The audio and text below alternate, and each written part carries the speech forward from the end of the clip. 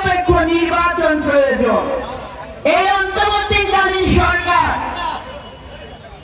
প্রধান উপদেষ্টা আগামী ফেব্রুয়ারি মাসে নির্বাচনের রোড ম্যাপ ঘোষণা করেছেন এবং আগামী ফেব্রুয়ারি মাসে জাতীয় নির্বাচন হবে এবং জনগণ ভোট দিয়ে তার মালিকানা বুঝে নেবে। কিন্তু ষড়যন্ত্র চলমান, ফ্যাসিবাদের প্রতি সরকারের ষড়যন্ত্র, আর আমার পার্শ্ববর্তী দেশ ভারতের ষড়যন্ত্র, এবং একই সাথে কিছু কিছু রাজনৈতিক দল যারা ভিন্ন দেশে বিভিন্ন গুপ্তচরের মাধ্যমে বিভিন্ন ফ্যাসিবাদের সাথে এতদিন দমন নিপীড়ন নির্যাতন করেছে। 5 আগস্টের পর তারা আবির্ভাব হয়েছে। আমরা দেখছি কেউ শিবিরের নেতা, কেউ অমুক দলের নেতা, কেউ তমুক দলের নেতা, নেতাদেরকে জাহির করতে চাই। ভাইরা, যুদ্ধে ছিল না কিন্তু সুবিধাটা নিতে আসছে। এই সুবিধাবাদী রাজনৈতিক দল এখন পিআরের নামে নির্বাচনকে বানচাল করার ষড়যন্ত্র করছে। পিআরের নামে আগামী জনগণের যে অধিকার, রাষ্ট্রের মালিক জনগণ, যে ভোটের প্রয়োগের মাধ্যমে তার মালিকানা বুঝে নেবে, সেই নির্বাচনকে বানচাল করার ষড়যন্ত্র করছে তারা। কারণ তারা হাসিনার মতো জানতো বাংলাদেশ জাতীয়তাবাদী দল একটি অবাধ, সুষ্ঠু, নিরপেক্ষ নির্বাচনের মাধ্যমে জনগণের ভোটে বিপুল ভোটে বিজয়ী হয়ে রাষ্ট্র পরিচালনার দায়িত্ব পাবে। পিআর কি জিনিস আপনারা জানেন? আনুপাতিক হারে নির্বাচনের ভোট গণনা। এটা একটি দলীয় নির্বাচন। এখানে দলকে প্রাধান্য দিয়ে আপনার ভোট করা হয়। ওইখানে কোনো প্রতীক থাকে না। ওইখানে আপনি কাকে ভোট দিচ্ছেন সেটা আপনি জানতে পারবেন না। ওই দলের শীর্ষ নেতারা নির্ধারণ করবে আপনার এই সিরাজগঞ্জ 5 আসনে কে এমপি হবে, সেটা ব্যক্তি এবং দল নির্ধারণ করবে, আপনারা জানতে পারবেন না। তার মানে আপনি ভোট দিচ্ছেন এখানে, আর ভোটের সুফল ভোগ করছে আরেকজন। এখন আমি আপনাদেরকে বলি, আমি যদি হঠাৎ করে আপনি শোনেন সিরাজগঞ্জের নিপুণ রায়চৌধুরী এমপি, মানবেন আপনারা?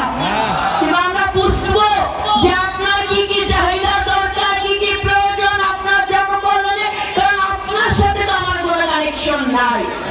আমি জাতীয় রাজনীতি হিসেবে আপনার পরিচিত হতে পারি, কিন্তু স্থানীয় রাজনীতিতে, জনকল্যাণের রাজনীতিতে আপনার সাথে কি আমার সেই সংযোগ আছে?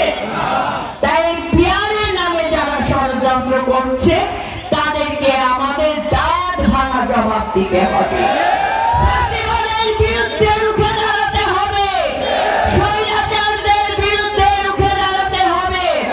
আমি এই রাজাপুর ইউনিয়নবাসী সবার কাছে জানতে চাই, আপনারা কি একটি অবাধ, সুষ্ঠু, নিরপেক্ষ নির্বাচন চান না?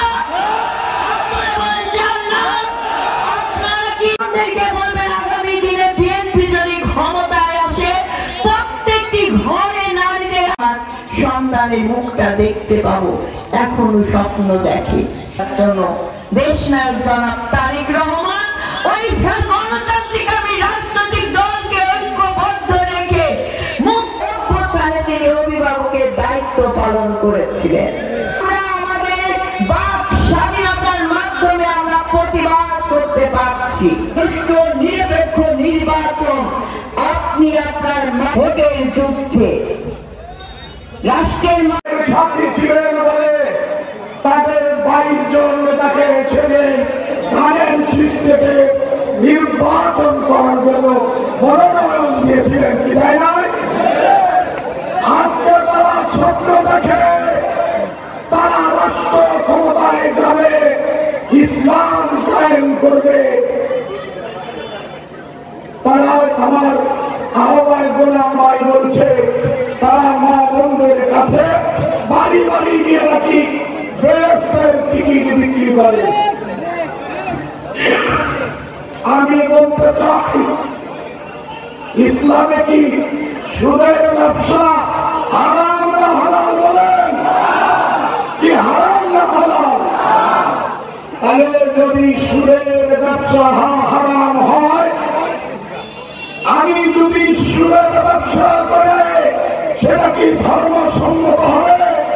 সেটা কি ইসলাম সম্মত হবে?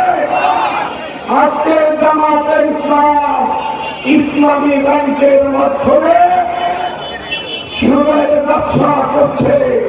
ইসলাম সুদকে হারাম করেছে, সুদ খাওয়াকেও হারাম, সুদ খাওয়াকেও হারাম করেছে। যারা হারামের খায়, আরাম দেয়, তারা কিভাবে মুসলমান হতে পারে আমরা বুঝতে পারি না। আমি মা বোনদের বলবো, যারা এই ধরনের কথা বলে তাদেরকে এই কথাটি জিজ্ঞাসা করবে।